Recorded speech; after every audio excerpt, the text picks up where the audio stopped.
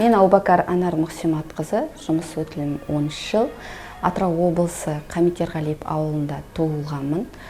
Сол ауылдағы Ғибадолла Масалимов атындағы орта мектепті тамамдап, 2006 жыл Батыс Қазақстан мемлекеттік медициналық университеті Марат Оспанов атындағы емдеу ісі бойынша мемлекеттік грантпен оқуға түстім. Өз тәжірибемді ең алғаш рет 2012 жыл Атырау кардио орталығынан бастадым. Интернатурамды 2012 жылдан 13 жылға дейін сол мекемеде өтіп, 2013 жылы кардиология және терапия бағытымен дәрігер маманы болдым. Жалпы жұмыс өтілімді Исатай ауданы аудандық орталық ауруханадан бастадым.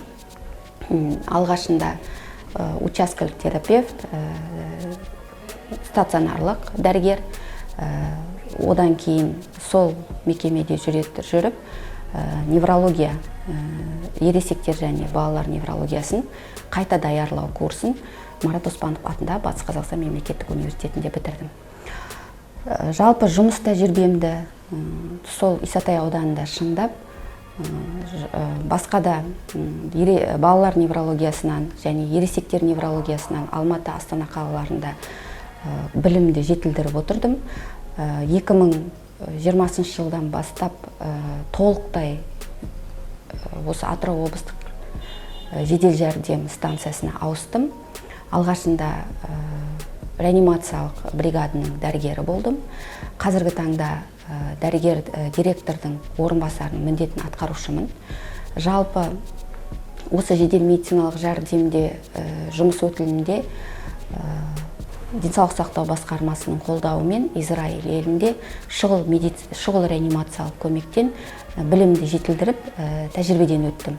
Сонымен қатар Американың International Medical Ascensions клиникасында аха бойынша инструкторлықты оқып, жетіліп, қазіргі таңда халықаралық деңгейдегі инструктор болып табыламын.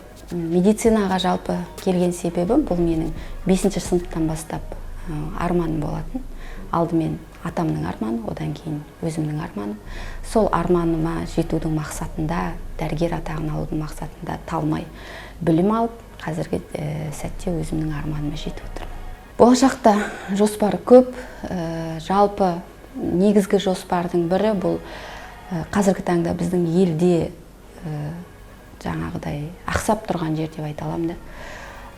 Халықтың алғашқы медициналық көмекке жетілмеуі және жедел жәрдем келгенше алғашқы медициналық көмекті кез келген адам көрсетіп білу керек.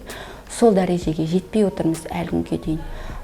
Сол мақсат қазіргі таңда осы жедел медициналық жәрдем станциясының қабырғасында бірнеше адамдарды оқыттық, бірнеше мекеме, оның ішінде мектеп, оқушылар.